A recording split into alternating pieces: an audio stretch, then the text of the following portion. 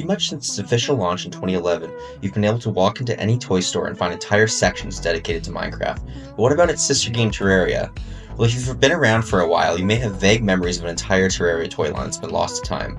Because shortly after the first large-scale toy line for Minecraft in 2013 by Jazzwares, outside of the LEGO sets that have been released ever since 2012, the game's official release, the same company actually acquired rights to produce Terraria toys.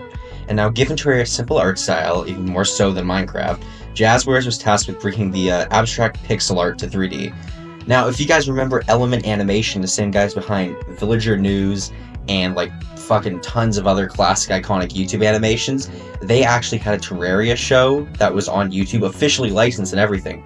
So they actually used the designs from that show for their toy lines. Starting in 2014, which is only a year after Minecraft's toy line, Jazzwares went full force on Terraria, releasing a variety of different types of toys. From action figures to role-playing props, these toys would come out to varying success, with the enemy figures of the line being by far the most desired today, and the only thing I actually own from this line being the Eye of Cthulhu figure. I'll start off with the weird shit that got released during this era, which was the role-playing props that I mentioned, being the True Knight's Edge, which is just the Terraria version of the classic iconic foam diamond sword. So this one's hard plastic, so you could kill kids with it, which is pretty sick. You also got the Paladin's hammer released later on, which is also made of hard plastic, with even more surface area to fucking bonk kids on the playground. Next up are the plushes. The first wave gave us Skeletron, Toxic Sludge, Unicorn, Toxic, and Normal Bunny, as well as an Eye of Cthulhu. They also released two larger electronic plushes of Skeletron Prime, which featured light-up eyes, as well as a second stage Eye of Cthulhu with in-game sounds. And now, the biggest push by Jazzwares was in the action figure realm, launching a full-scale line of 3-inch fully articulated action figures, complete with multi-packs, exclusive, and even playsets. The first wave of figures consisted of Gold Armor, the Witch Doctor, the Pirate, the Goblin Tinkerer, and a Skeleton. They also put out a multi-pack which came with the Guide, Silver Armor, Tim, a Zombie, a Slime, and an Eye of Cthulhu. Subsequent waves would hugely expand the range, giving us arguably the best figures in the line, being the Eye of Cthulhu, like I said, the only one I have, and Skeletron. We also got more average figures of the Miner, various armors, and the Dryad. Later they released another multi-pack that came with a Chaos Elemental Raincoat Zombie, an Imp, a Spider, and an Armored Skeleton. Finally, we received two playsets, one being the Corruption Biome, with an exclusive Wraith figure, and an Overworld playset, which was the Death Star of the wave. It was the flagship piece. It was huge, 3 different sectors, mine carts that went all through, and this came with Molten Armor as the exclusive figure.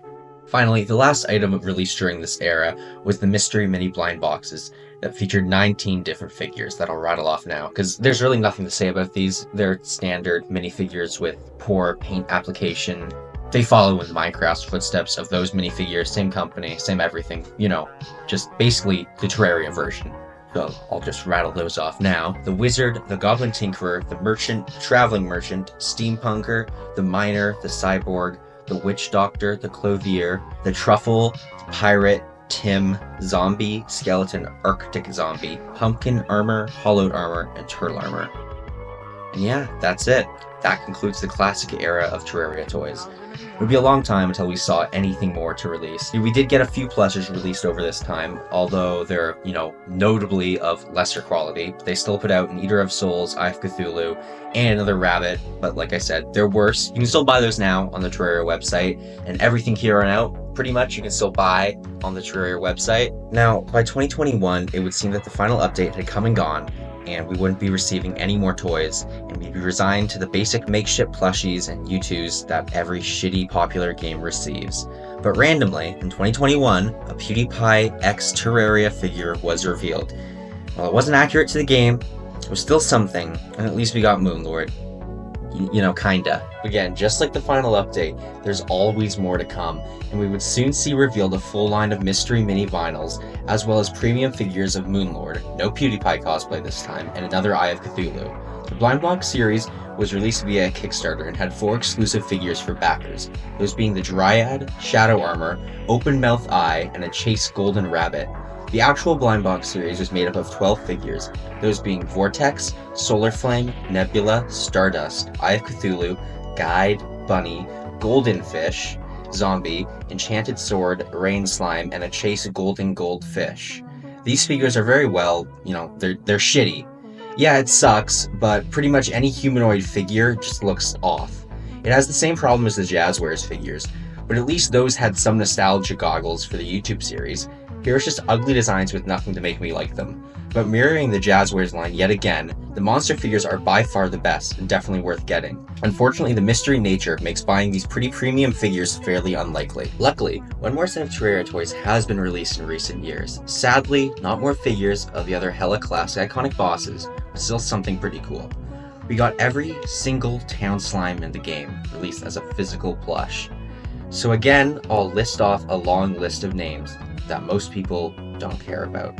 Scrappy, the Squire Slime, Shimmer, the Diva Slime, Swanson, the Elder Slime, Sienna, the Mystic Slime, Scooter, the Cool Slime, Stumble, the Clumsy Slime, Seymour, the Nerdy Slime, Squeezo, the Surly Slime, and the entire Slime Royal family. All of these plushes are $30 each, so yeah, good luck collecting all of them. And that concludes Terraria's ventures into toys. Despite the brand's continued popularity in recent years, I really don't think we'll ever see a proper toy line the likes of which Minecraft has continually received. The character designs of Terraria just don't lend themselves to toys, and when designers have attempted to translate it into a physical 3D figural medium, it completely takes away most of the recognizability of the character, making it pretty forgettable. But the success of the boss figures we've seen throughout all the different lines say that I think there is something to explore, and there may be a way to make it happen. And if this line continues of the premium boss figures, there might be something to pull me in to collect this, and I really hope they do continue it. So yeah, most of the figures suck ass, but there's like 5 good ones.